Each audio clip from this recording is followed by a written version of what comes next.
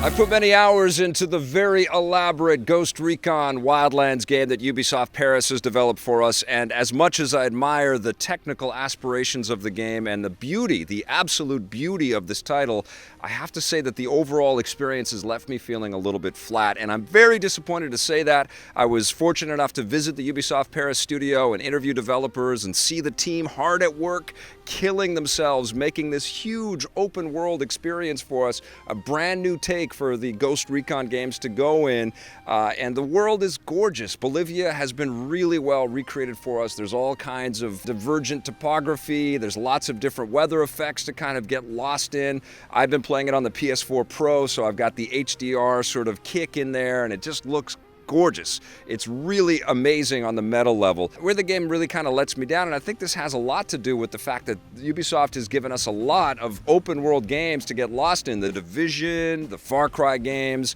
of course the Assassin's Creed games, even Steep. There's all of these massive worlds that Ubisoft keeps delivering, and I think of the maps that Ubisoft makes for each of these games and how much they are populated with things to do, and this game eclipses all of them. It's massive. It's like just this giant shadow over top of all of these other massive games that they've made, and quite frankly, it's exhausting, and I think at this point Ubisoft could really benefit from a little editing, like slicing this down. Now, obviously, they've done all the analytics, and I know that Ghost Recon Wildlands is a success. It's been sitting at the #1 of the sales charts, at least over in the UK, for the last little while. So lots of people are finding themselves lost in this huge open world that they've created for us, but I just found it exhausting. And one of the things that really kind of bothers me about the scope and scale of this is that you don't really feel any kind of emotional connection to the character that you're playing. Yes, you can customize them, and yes, you get caught up in lots of crazy action and adventure, but you don't really have that connection to this character. It's not really a well-paced story and a progression through the game. You can level up and gain new abilities and gain new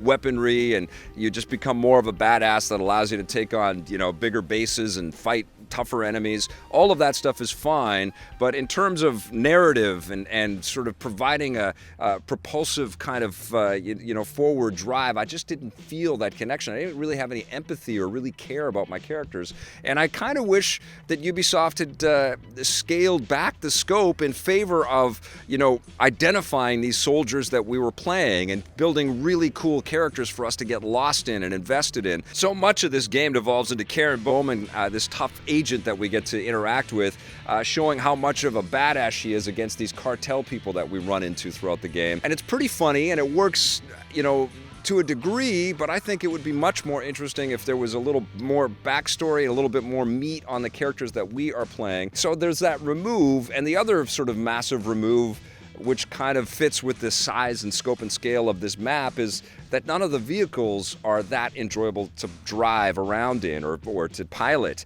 And so you find yourself, at least I did, choosing the helicopter over everything else because at least it cuts down on the time it takes for you to get from point A to your objective, wherever it may be, millions of miles away on this Bolivian map. And it's impressive that we have this scope and scale, and we go over all these villages and these, townspeople just trying to have their life in this, violence-infused, poor country that you just can't help but feel bad for. The way that it's represented in this game, it's horrifying to think that this cartel from Mexico has come in and taken over all of the provinces of Bolivia, and it's basically the militant force, and the force that's supposed to be opposing it, the Unidad force, is also corrupt and is also trying to shoot at you as one of the Ghost Recon warriors trying to take out the cartel and be a force for good in this game. Obviously, there's lots of gray areas. The Tom Clancy games have never been shy from diving into some topical stuff like this and showing us how messy all of this stuff can be, and I applaud all that. I mean, clearly there's a tremendous amount of effort to build this massive world for us, both fictionally and literally in the game space, but I just wish it was a little bit more tuned, a little bit more polished. I wish it was fun to drive the motorcycles. I wish you felt empowered when you moved from the motorcycle to a big 4x4 Jeep with all your buds in there.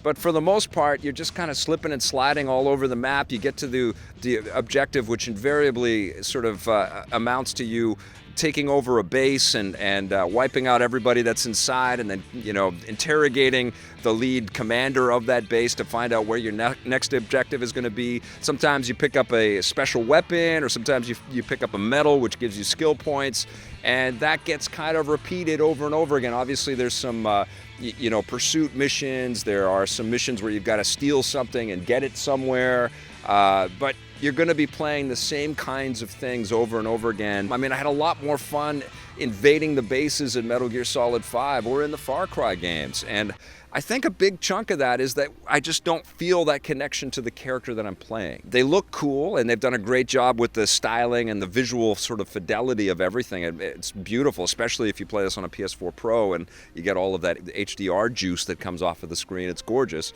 But that's really purely on a meta level. When you get right down into it, you know, the cutscenes that we see with the different mini bosses that you take out, they're not that great looking, and it's just kind of disappointing. I just felt like I was at a job while I was playing this game. It's kind of fun. I mean, they've got the mechanics of it down. You do have a little bit of a kludgy animation and stuff, and sometimes you get caught in between rocks and things. At least you can fast travel back to your bases. But you know, I've just come off of playing amazing, unforgettable experiences like Horizon Zero Dawn and, of course, The Legend of Zelda. But I think back to my feelings of The Division and how much that kind of roped me in, and of certainly the Far Cry games.